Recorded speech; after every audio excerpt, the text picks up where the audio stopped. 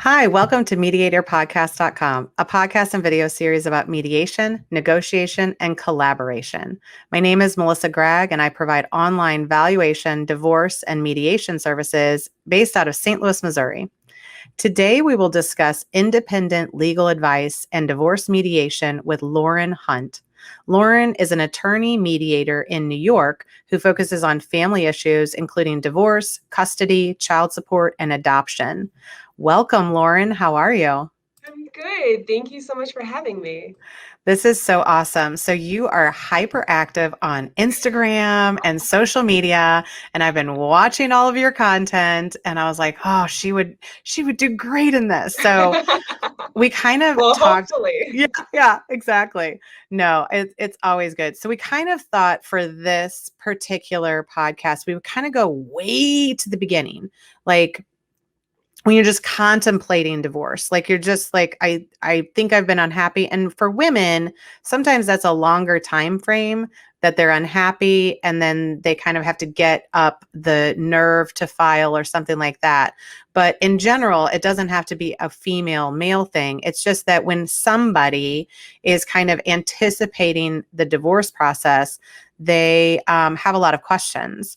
And so I've had, one spouse will contact me for divorce purposes. They're like, oh, I want to bring cash, and what should I do next? How, at what point do I need to tell my other spouse?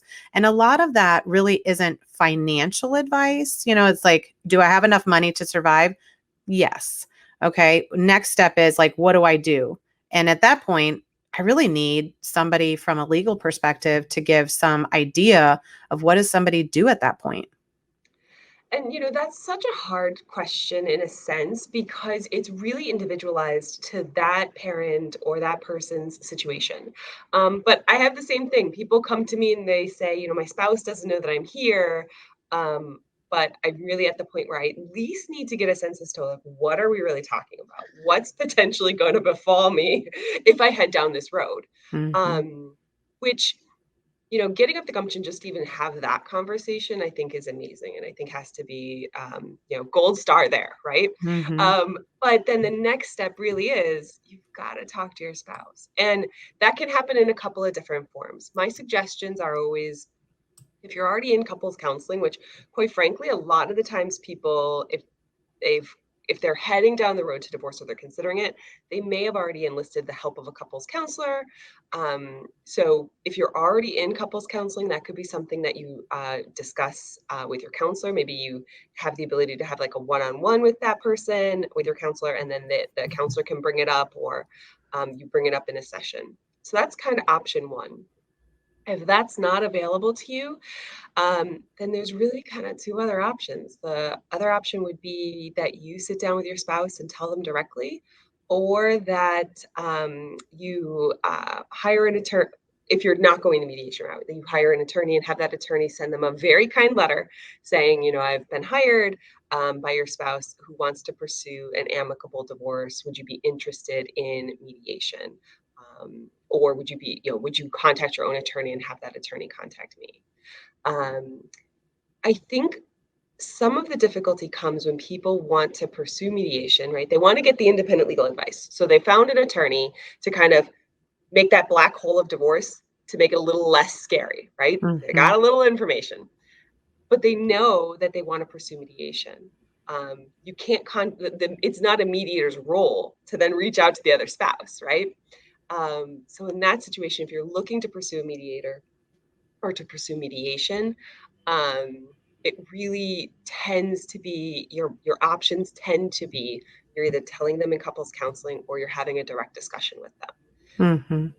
And 90% of the time, the other spouse had a sense that that was kind of coming down the pike. There are certainly instances where people are completely, caught off guard. Right. But most of the time, your spouse was either already thinking it, that they were interested in that conversation as well, or they assumed that this was something that was already kind of in the works. So Mm-hmm. to some extent, if you think about it from that side, it makes it a little less scary to have that type of conversation. Yeah.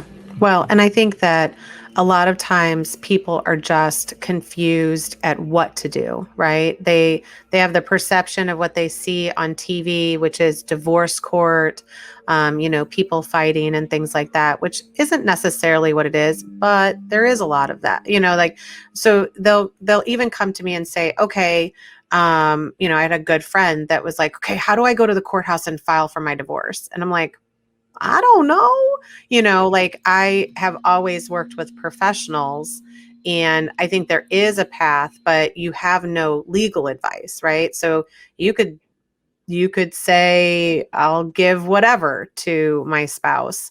And is the court really going to approve that situation?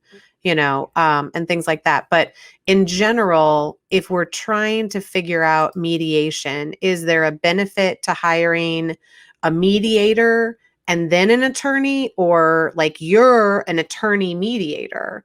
Like how does that work? So I come to you and I say, okay, Lauren, I think I'm going to get divorced. I've kind of told my husband we're thinking about mediation, and I come to you by myself. What would you say the next step is to include that spouse, or what would be involved?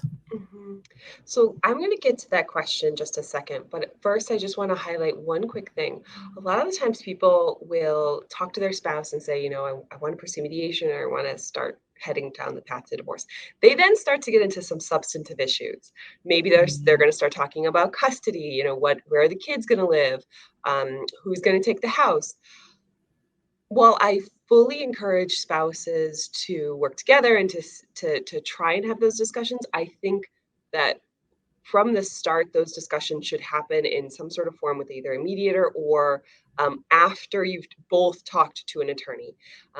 Certainly, those discussions are not binding, but I have seen a lot of situations where they can either accidentally go up in flames, and then you're on the path to something you didn't want to be on the path to, Mhm. or people feel really bad, and so they overpromise, and then when they've gotten a little bit more information, they start to kind of back from those promises, like walk back from those promises, which Mhm. then causes a lot of difficulty at that point. So in that initial discussion, try your best to keep it just focused on, I'd like to pursue mediation, or I'd like to pursue hiring attorneys to work outside of court. Um, and let's save if your spouse tries to get into substantive discussions, maybe your response could be something like, I want to save that until we both talk to somebody or we're with the mediator. Yeah. Yeah. So just that little bit aside, Yeah. I find that to be incredibly valuable, because the so many people say, I just don't want this to become heated. I just don't want this to become like, hostile. I want to stay as amicable as possible. And I think that is an amazing goal that has huge benefits for your family, for your kids, for you. It's a little less stressful. I mean, divorce is stressful. When it's not hostile, when you try to take an amicable route, it makes it just a little easier. Mhm. So if the goal is, I want to find a way to do this amicably, maybe cost effectively, then your best bet is to try and keep that initial conversation focused just on, I want to move forward to divorce. And like, are you okay with the process of mediation, or at least finding a little bit more out about mediation? Mhm.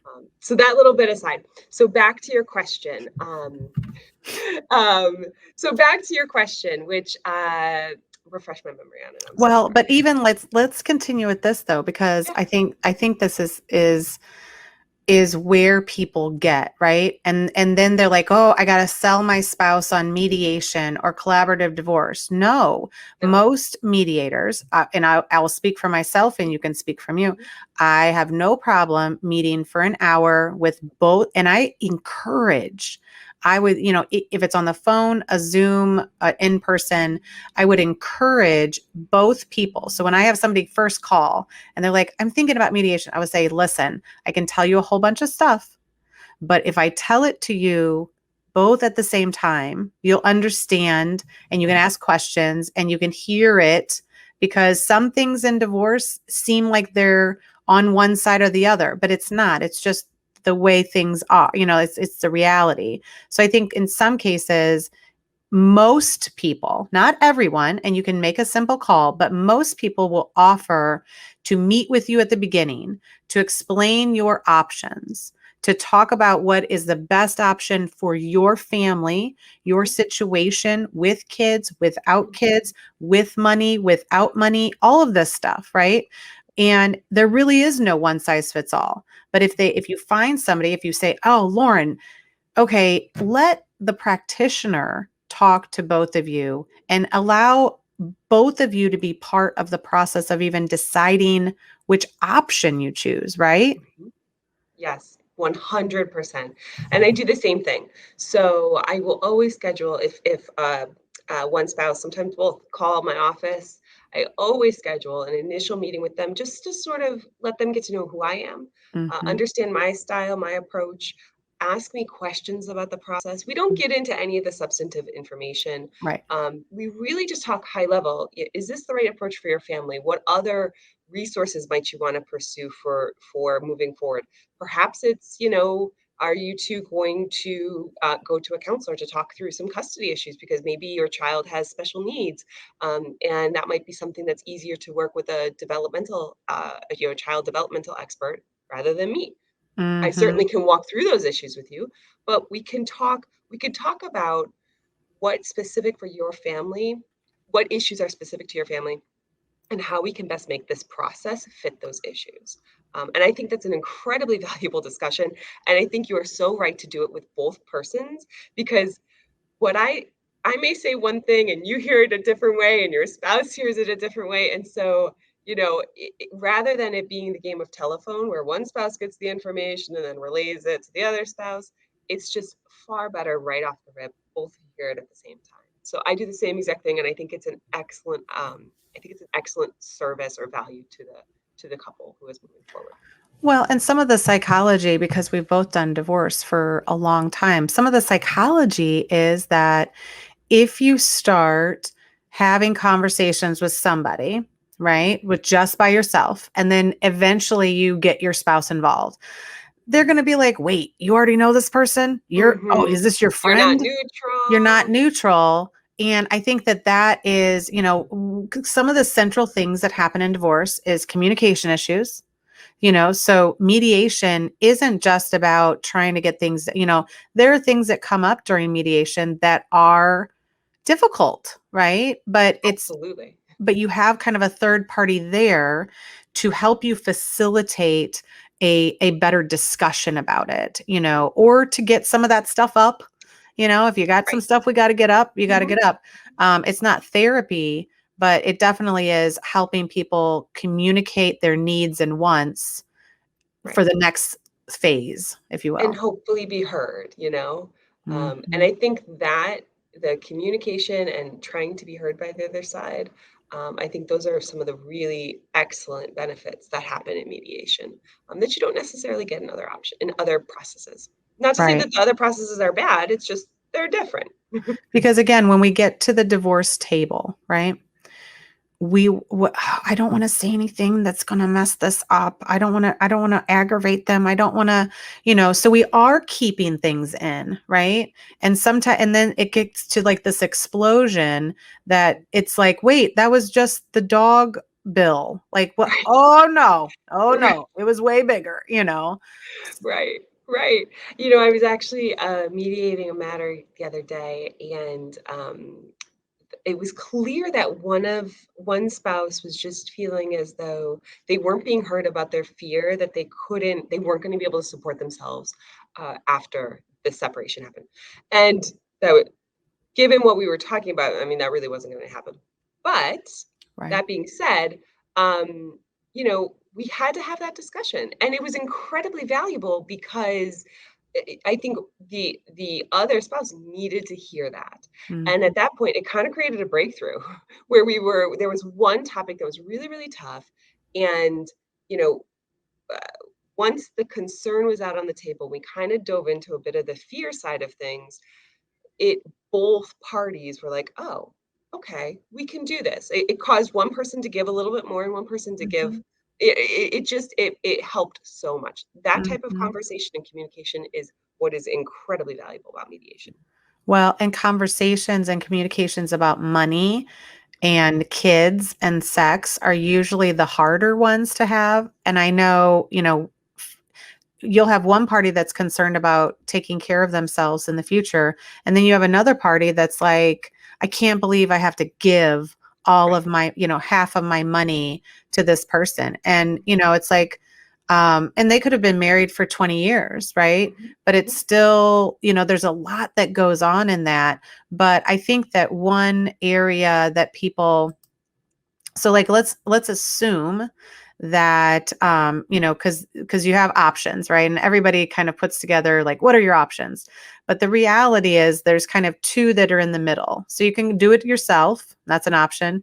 You can hire Not up a good attorneys. option, Yeah, not a great but option. it is an option.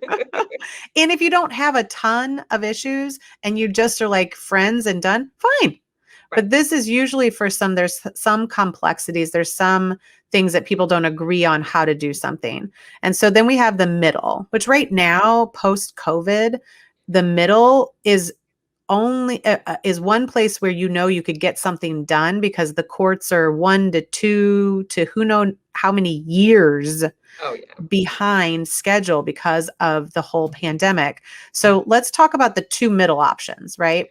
Mhm. Which is what are the similarities or differences between mediation, and then we have a concept called collaborative divorce. And Mhm. they're similar, but they're also very different. Do you want to kind of give us some ideas of some differences maybe? Sure. So, just to quickly rewind, so that middle ground, in my view, has kind of three options. So Ooh. So there's the mediation option, which is where you hire one person who sits as a neutral, and they help walk you through issues of custody, child support, whatever issues you may need to address in order to resolve your divorce. They'll help walk you through those issues and those communications. The second option is collaborative divorce, which is where each person retains their own attorney. And then there's typically another person that's retained to act as either like a family professional or a quasi mediator in a sense. And they help move the discussion forward at the table. They sort of manage the agenda, they manage the topics, and make sure that everybody is coming to the table and able to work productively. And Mhm. then you might bring in an evaluator or a financial neutral to assist in any other issues that really need some specialty work done. So that's collaborative. And then to me, the last option is just simply hiring attorneys who are both committed to working outside of court and working collaboratively. Mhm. In my area, there's several collaboratively trained attorneys who will often work together, maybe not in a formal collaborative manner, but we employ the same skills that we would use in a formal collaborative. So Mhm.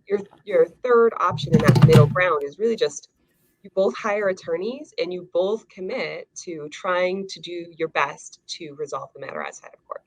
Mhm. Um, so the difference between all of them may be somewhat apparent, but they may not. So with mediation, the mediator does not. They have to be neutral. So their role is to assist in creating a workable agreement.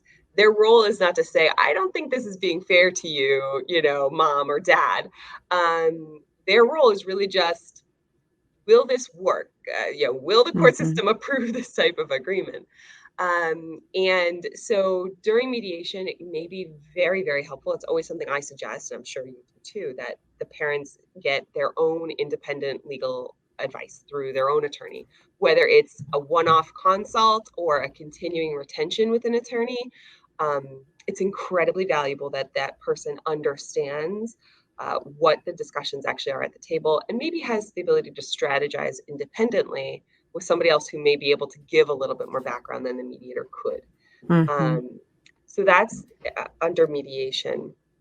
Under collaborative, you have your own attorney. So the drawback to mediation where you don't have your own attorney, you got to go out and hire them. That's there in collaborative. Um, you know, the drawback to collaborative, and I use air quotes because I think that sometimes this can be a little subjective based upon each individual spouse's view of it, right?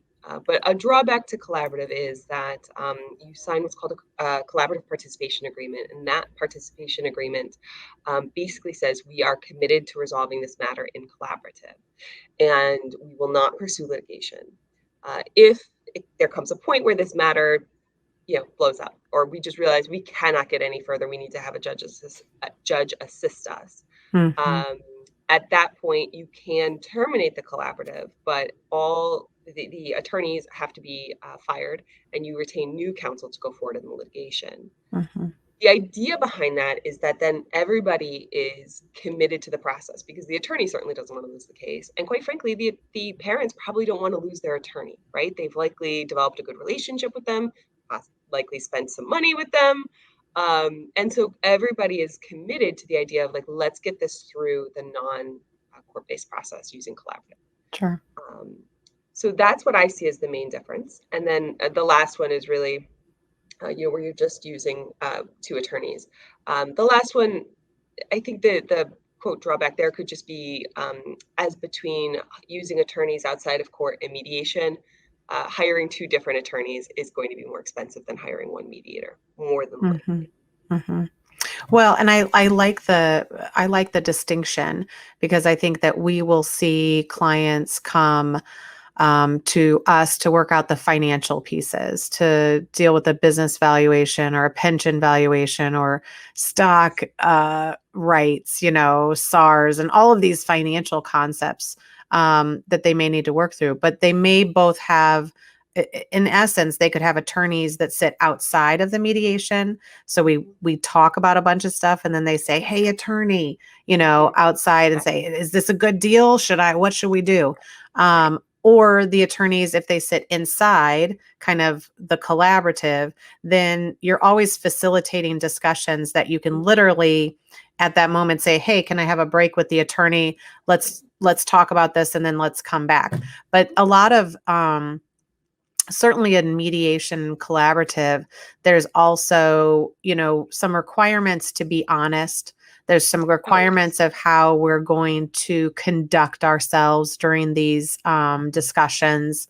And I think those are important pieces of how to move forward. So it is a more, there is some structure to it. For sure. For sure. And I think actually that's a really good point.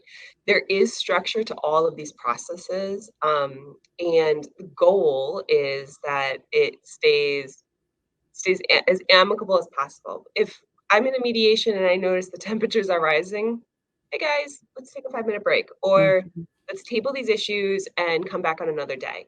Mhm. The process is really driven by the person's going through it. So if Mhm. it needs to take 5 months because there's the idea of divorce is just so brand new and we kind of got to get around that idea, right? We need maybe a lengthier time in between the meetings. That's fine. That's what we Yeah. do. If the goal is like, we just really need to get this done because I just need to close this chapter. Okay, we can meet every week until we're done if you need. So Right. it's really so flexible and it can be as fast or as slow as you need. You don't get that in the court system, right? Because the court system is what drives the process if you're in court. And so you very well, like you mentioned, you may be working in a court system or filing in a court system that's 2 years backed up, 3 years backed up because of COVID. Mhm. I mean, and then, if you're in court, you've got a lot of, at least in New York State, there's a lot of required disclosure or actions that have to be taken that are very formalized, time intensive, and could be done in a simpler way, but achieve a similar result if you're Mhm. in mediation or collaborative. And I Mhm. just wanted to hit on one thing because I think you had mentioned something about disclosure. Do I recall that correctly? Something Sure. about like making sure you're like, yeah, I'm just gonna go with that. I did say something. Um, so I think what I get a lot of parents telling me, and it typically comes from the parent who maybe didn't have a whole lot of involvement in the finances, maybe they were the stay-at-home parent. I typically hear, how do I know that they're going to be honest about the assets? I don't know. I hear a lot of fear about, well, how do I know? I can't just trust them. Okay, absolutely understand. You shouldn't just, you shouldn't just have to trust, right? So there is the requirement in all of these forms for full disclosure, Mhm. and that disclosure has to be done to a point of satisfaction for both spouses.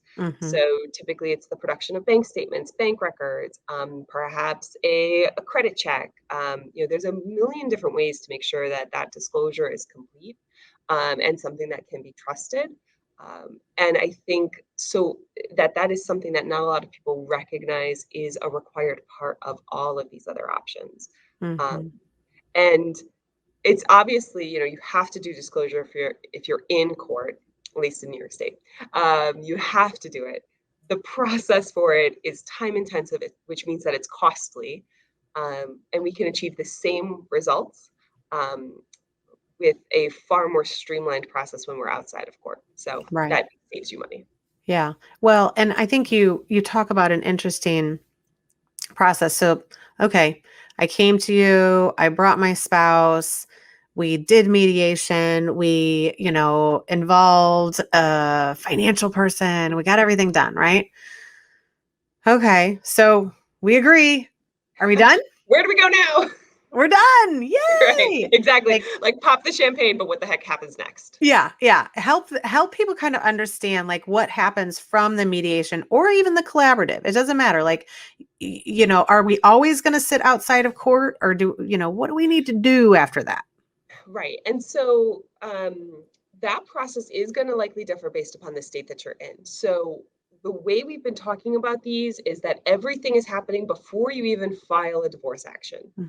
Um, and so let's say you've gotten to the end, you've got a signed, in New York State, it's called a signed separation agreement or a signed marital settlement agreement. Those two words mean the same thing. It's basically a contract that says, as between me and my spouse, here's how we're handling custody, here's how we're handling child support, here's how we handle all of the different issues.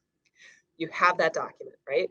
First, you have a party because that's a huge step to get there. So you have that document, and then next you need to file in New York the uncontested divorce process. Okay. It is basically a set of papers that have to get submitted to the court in at a specific series of time frames. And at the end of that, the judge basically signs a judgment of divorce that says the separation agreement is becoming your judgment of divorce. It is in New York, there's no court conferences, there's no nothing. I Mm. know in other states, there might be a court conference required at the end where you appear and say, yes, we want this. But in New Right. York, nothing. It's just the judge reviews everything on the papers and then signs the judgment. So for New York, getting to the agreement, getting to that signed contract is the biggest part. And once you're there, for all intents and purposes, you're divorced. You're not legally divorced, right? So in the eyes of the Mhm. state government and the federal government, you're still married. So for tax purposes, for health insurance reasons, you're still married. Mhm. But as between you and your spouse, you know that those issues are resolved. And that is a huge emotional weight that so many people are like, oh my gosh, Yeah. okay. Like that is the point you want to get to. Right. And like mediators can be attorneys, they can be mental health Mhm, professionals, they can be financial mhm, professionals, they can be a whole bunch of different yep, types of person. They could be attorneys that aren't practicing anymore, right? mhm, yep, But at the end of it, where we normally will see somebody kind of enter as an attorney in some capacity would be for the filing, correct. and you brought up a really good point is that, divorce is state specific. And Mhm, so whatever happens in Missouri is going to be different than happens in Illinois, that happens in New York, that happens in, Georgia, and all of these places. And mediation, though, can kind of run across country lines, county lines, correct, state lines, things like correct. that, because those people are really trying to work on the ins and outs of your situation. I think you have to understand, though, like in Missouri, we have some interesting laws. In Illinois, it's maintenance or alimony is automatically calculated. Child support is automatically, there's a calculator. Not all Mhm. states have a calculator. Correct. New York, we have calculators, thank God, because it Yeah. was but we've always had a child support calculator, I mean, Yes. since, like, the '80s, but we only recently implemented a maintenance calculator. I want to say it was like 2015. Yeah. Before that, it was like the wild, wild west as to what maintenance was going to be. But Welcome to anyways, Missouri. We're still the oh, Wild West. it's hard. It's It's so hard. hard Hmm. because you can't. People want to know, well, what am I kind of looking at? Either what am I possibly looking at paying, or what am I possibly looking at receiving? And you're sitting there like, it's what you can agree to.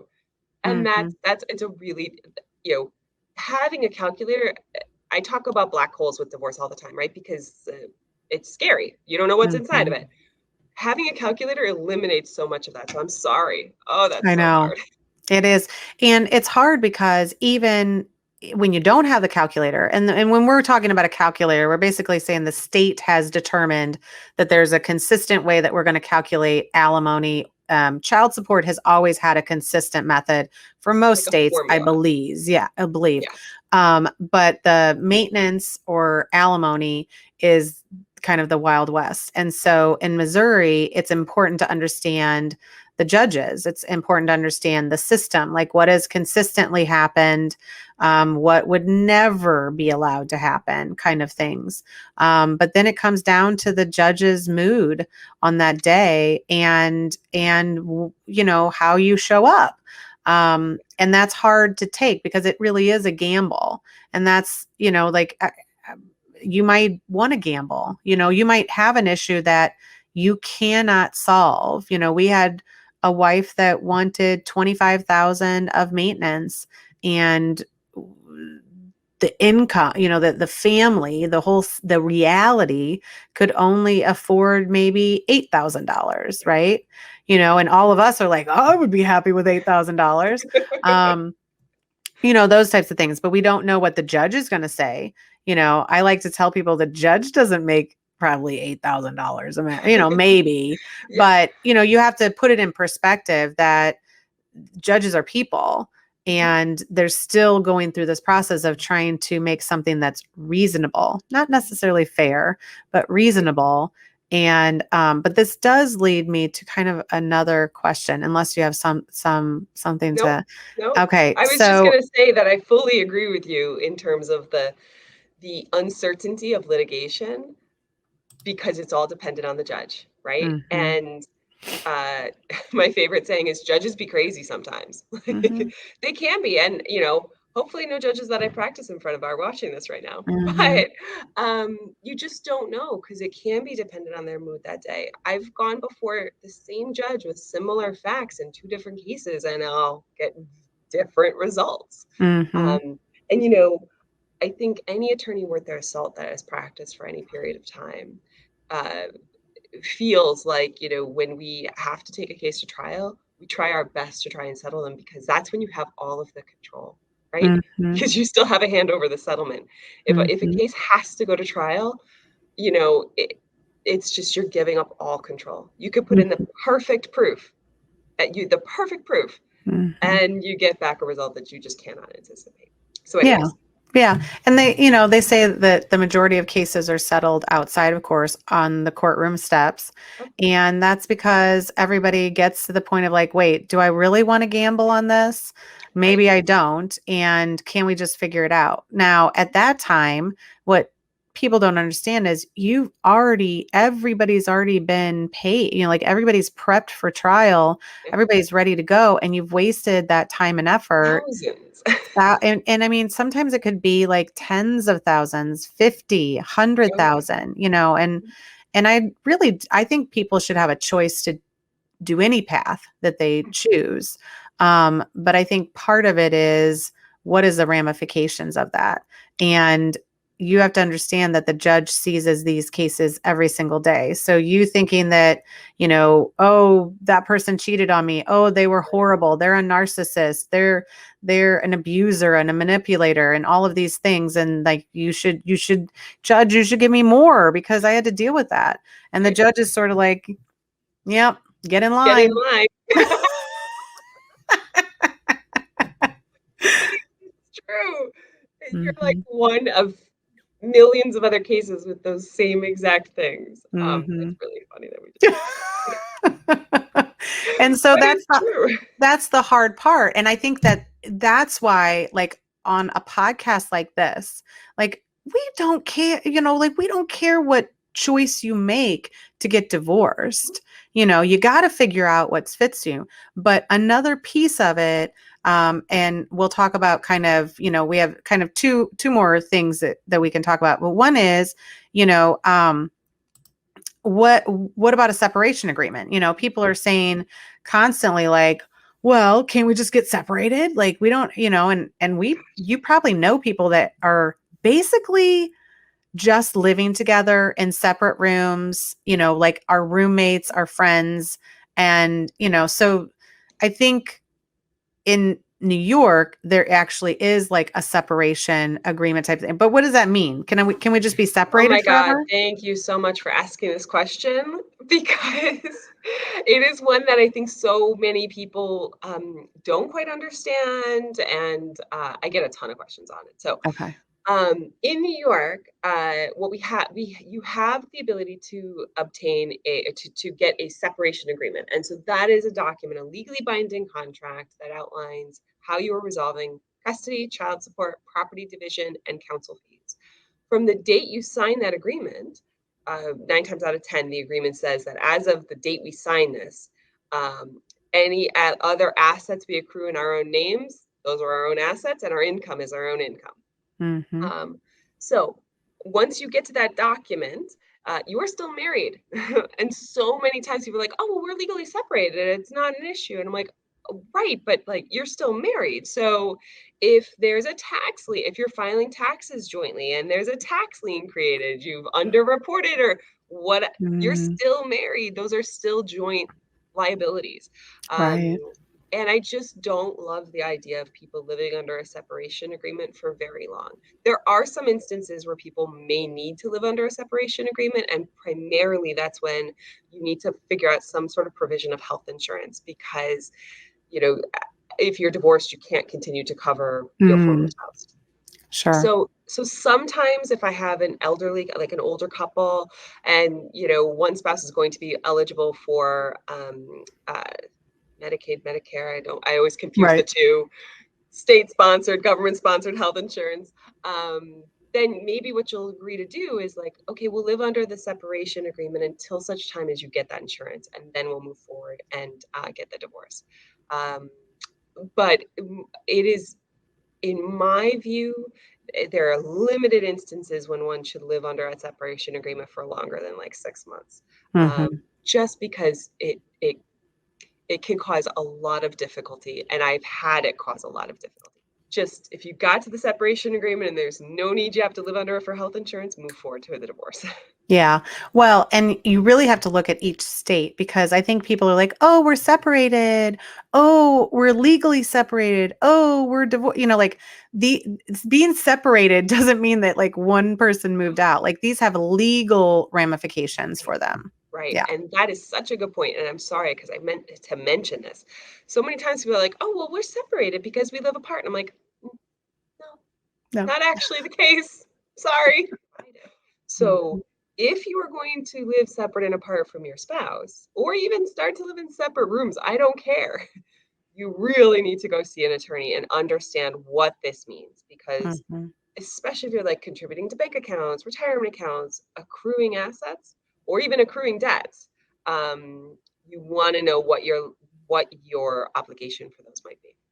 Well, and I think there's also the mental health issue, like one person could be like, okay, fine, let's just live together. Like we've been being like roommates anyway.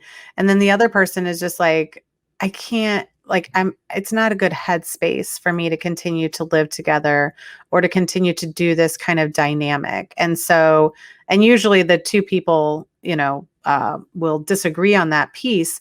But I think there's a part of it that you really want to get to a place where you can start to heal from this. You can start to, move forward with your children because it is a process of getting them all to the same place. But another thing that I think people don't necessarily understand is this uncontested divorce issue and if it's different than a separation agreement. And so maybe you can just talk about how these things are completely not the same. Yeah, not a problem. Happy to. So, in New York, a judgment of divorce it's essentially a court order. It's a judgment. It's a decree saying you two are no longer married. And so you file taxes separately. You are unmarried individual. If you had changed your name when you got married, you can go back to any prior surname that you have. A separation agreement, that's just a contract. So it's enforceable. It's enforceable in a bit more of a roundabout way in New York, and it's only enforceable in certain courts or in certain instances. But you're still married, Hmm. and that's the biggest difference. Is the uncontested divorce, you get a judgment of divorce, and then you're not married anymore. Hmm. A separation agreement, you're still married. And so all those things that I touched on in the other answer, there's liability issues, Hmm. um, those are all still possible. Well, and the uncontested just means that you guys have maybe agreed to the terms and Correct. not necessarily like showing up to argue in front of the judge, right? Right. So, and that's so yes. So uncontested in New York means that there's a signed separation agreement that resolves all of the issues, or there's quite literally no issues to address. So you don't Okay. have kids in common, you don't have any property, meaning you don't have a bank account, you don't have a retirement account. There's no issues of maintenance, and there's no issues of counsel fees. That's rare. Most Hmm. of the time there's something that has to be addressed in a separation agreement, and so the uncontested divorce most of the time is just a process where that separation agreement is converted into the judgment of divorce. Okay. But I get a lot of people that come to me and they're like, oh, it's going to be uncontested, we don't have anything together, and I start talking to them. I'm like, okay, well, you have kids, so we have to address kids. You have bank accounts, so we have, like, it may be that you two aren't going to argue, but that doesn't mean that you can immediately file for an uncontested divorce in New York State. You still have to get that document that says, like, here's how we're resolving everything. Hmm. Yeah, because I think a lot of people come to mediation and they're like, well, I want to do mediation because I don't want to hire any attorneys. I don't want to get those lawyers involved. And I was like, They're going to take all my money. right, they're going to take it. They're not going to listen to, and I'm like, so you know that they're going to get involved at some point, right? Sorry. Like this is still a legal issue. Regardless of how much you agree to it or go through mediation, nothing in mediation or collaborative law allows us to formally designate people as divorced. Correct. So you still have to go through the process in your state. You may have to, and typically one person will have to hire one attorney. Like the attorney doesn't typically Correct. represent both people, Mhm. like ever, really. Mhm. And then you kind of have to figure out what do you do next.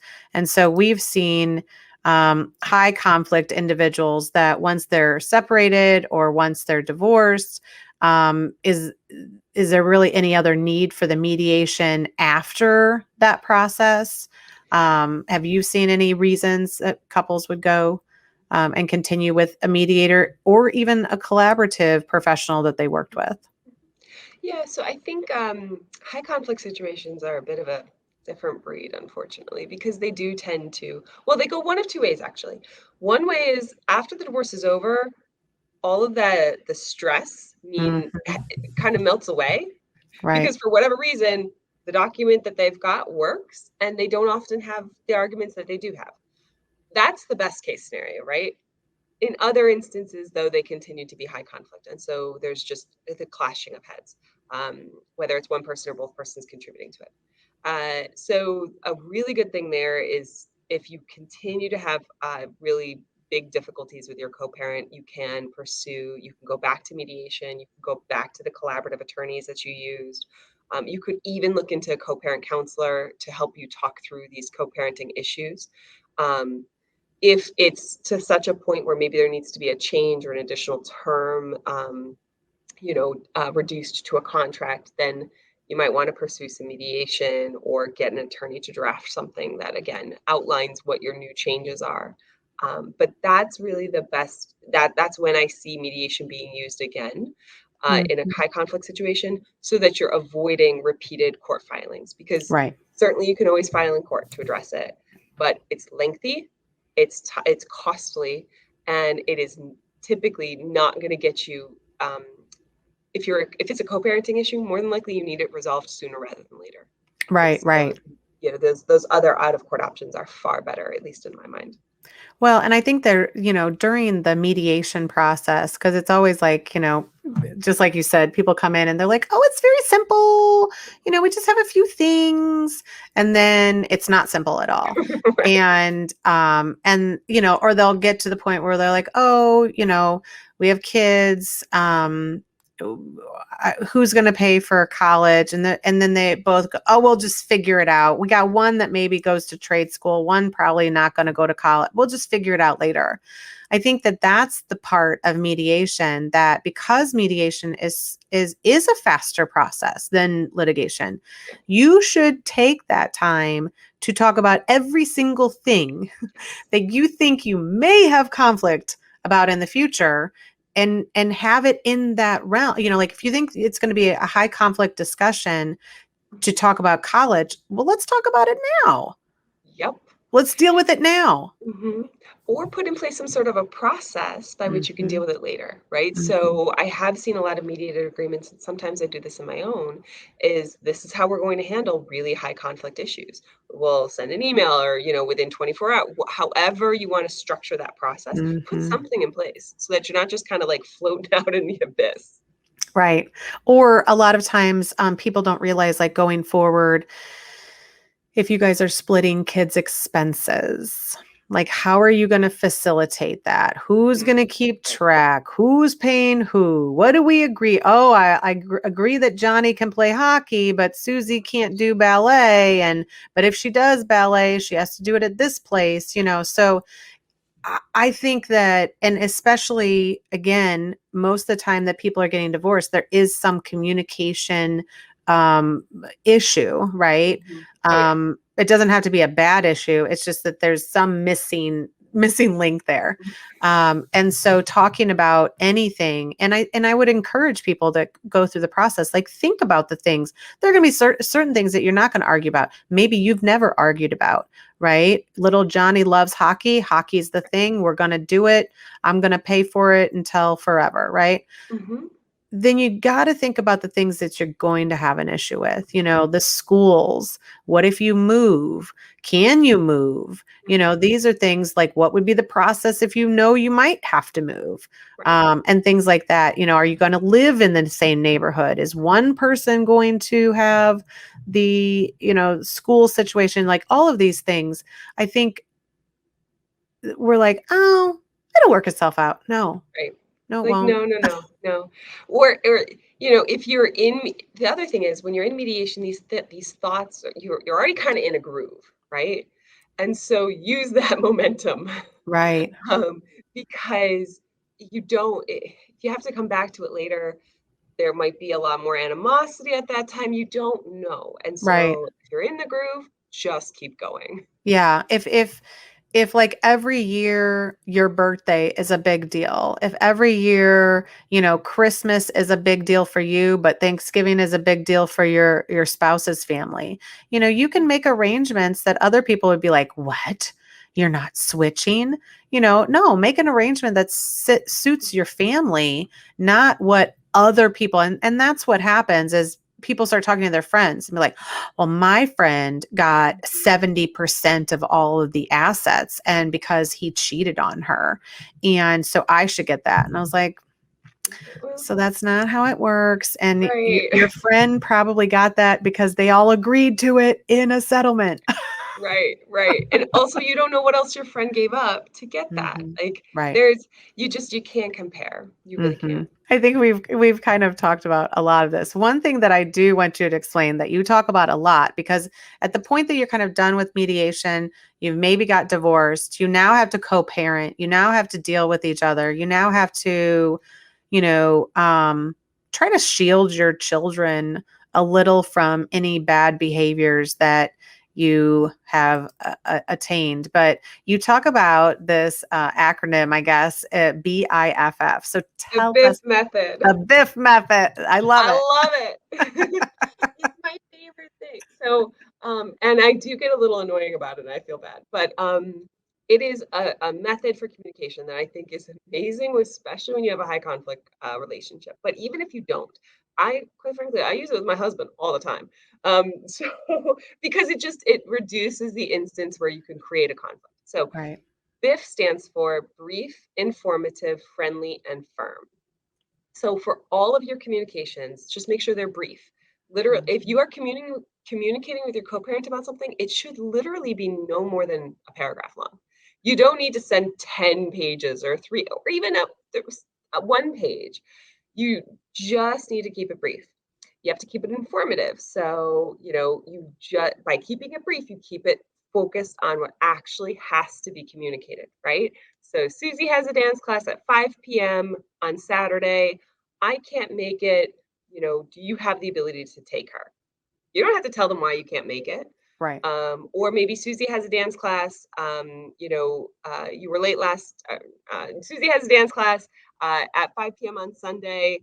Are you going to be able to pick her up on time? If not, I can arrange to do so. Mm. Like let's say they're habitually late, right? Mm-hmm. So you just ask, are you going to be able to pick her up on time? Yeah. Mm-hmm. Oh my God, I'm late all the time. All the time. All the time, it's bad. And so, you don't have to say you're always late because that is going to be the one thing that they argue with you about, Right. right? Right. Right. So your question in that instance is literally just, are you going to be able to pick her up on time? So Mm-hmm. you just ask that and you propose that if you're not, I'm happy to pick her up and bring her to you or whatever your solution is. Mm-hmm. So brief, informative, friendly, just a simple introduction. Hi, Scott. Hi, Donna, whatever it is. And then firm is when you close it. So you close it by saying you want them to get back to you by a certain time, right? Mm-hmm. So I'd appreciate hearing from you by Wednesday at 5 p.m. so I can plan. Yeah. Done. All Perfect. right. And it's just you strip out all of the stuff about, oh, well, you're always late or anything that they can argue with you about, you take out. Mm-hmm. Mm-hmm. You're always And late. You were late to my wedding. This is why it all like, right, don't do any of right, that. right. Well, because like on that late topic, right? What the other person's going to likely respond with is, well, you're always late too. Or she didn't mind, it didn't impact her. Mm-hmm. Or the class ran late, it didn't matter. You're not focusing on the actual issue. Mm-hmm. And then let's say you're using the BIF method and whatever the person you're communicating with is just like, nope, I'm going to still argue with you. The best way to use the BIF method and respond and like quelch that, just stop it, is by saying, responding to their communication saying, I don't agree with what you're setting up below, but I don't think that that's helpful to address what we need to go forward with or, Mm. to address this issue. Susie has dance class. Do you have the ability to pick her up on time? You don't need to go into it. And I Right. think so many times people are like, well, if I don't respond to it, then, is the judge going to think that all of that is true? Mm-hmm. No. Do you Mm-hmm. actually think the judge is going to read that? Mm-mm. So the BIF method can just really help in reducing the things that they can argue with you about. And it can help to nip those arguments in the bud when they keep going with it. Mm-hmm. Mm-hmm. It's Well, hard and to do though. but it's putting things into the affirmative. We had been talking about this week that, even another example is, don't go out in the street and get run over. Or Mhm, you could say, could you be careful? Could you look both ways? So it's framing things. Words are powerful. It's framing things in an affirmative, but mhm, it's also, we've talked about this. You can't fight with a brick wall. mhm. You can't. Like you'll get tired of. I mean, Right. so if somebody's not interacting and engaging with you, Mhm. even, because that person could have had a bad day and you just triggered them. It has nothing to do with you. But if you don't engage, you know, does it stop them immediately? No, Maybe not not. necessarily. I mean, you don't know. You're not in control of that. But does it get it to the point where eventually they'll be like, okay, this person, like, because you have to change the old patterns. Mhm. Like this is a new person, you're new individuals, but you're still parents of these children, Mhm. and you have to kind of work together to facilitate that, but you don't have to perpetuate old bad habits, Definitely. patterns, of how you guys communicated. And that's why I like this method, because it really kind of like, because I think that somebody has to practice it. You have to like adopt it and do your best to use it in every situation. Because you're Mm-hmm. right, it may not stop them in the first instance, but over time, it really does work. And I have seen Mm-hmm. high conflict relationships where my client just continues to like not respond and not respond and just focus on, and little by little, those communications do start to just become okay. I'll be there. Don't worry about it. I got it. Mm-hmm. Mm-hmm. And that's what you want to see. Mm-hmm. Um, so it, it takes time. It's a skill that has to be learned. I'm not always great with it, right? Sometimes I send things, I'm like, oh dang, I shouldn't have said all that stuff to my husband or whatever. He's probably gonna Right. argue with me about it. Right. But try your best to follow it because it can have amazing results. Yeah, I love it. And you give a lot of good examples on some of your platforms. So I think if they need a little bit more of Lauren, they can check you out on Instagram and such. But I do want to, this has been so informative. I think that a lot of, I've had a ton of these questions because I think people have so many questions on the like very beginning, and so I think that this has been helpful. But I also think people can reach out to you. You're a mediator, you're a lawyer, you're doing amazing things. Like, how can they work with you? How can they work with your firm? We're going to show some contact information while you talk too. Yeah, sure. So I'm based in Albany, New York, which is a couple of hours north of New York City. I do handle all of my mediations virtually, so I mediate throughout the state of New York. For direct one-on-one representation, most of the time that's limited to the capital region, though I do have some representation that does span throughout the state of New York, depending on the issues. So if we're doing an adoption or negotiating a prenuptial agreement, or just doing some post-judgment work, meaning there's additional work that you need help with. I can do all of that throughout the state of New York. But if it's going to be court, right now court is virtual primarily, but they're starting to come back. So it really kind of just matters as to how far away they are from where I'm located. But we do everything that could, that would impact your family. So divorce, custody, child support, um, property division, prenuptial agreements, adoptions. We're getting into gestational surrogacy work, which is amazing. And it's like, it just makes you feel good when you can help create a family, Mm-hmm. so. That's awesome. I'm sure you have some interesting stories about that process. So It's fun. It's very interesting. They just legalized it in New York State, so it's a very interesting new area. awesome. Well, we really appreciate all of your information, Lauren, and I'll probably invite you back to talk about some other fun, because we didn't really talk about a lot of the mediation techniques, but I think that people aren't as concerned about them. They want to figure out, how do we even get started, and what do we do? So I would again encourage, even if it's not us, reach out to somebody in your area and ask some questions. For the most part, probably 7 out of 10 times you'll hit somebody that's going to give you a free hour. If they don't, if it's somebody that you have been referred to, it's worth it to get some good advice on how to move forward, because there's usually not any wrong steps, but there could be better steps. And I think that that's what we're trying to get people to do. So I appreciate it. And Yeah, we'll thank see you you for soon. having me. Yeah, of course. Talk to you soon. All right, bye-bye.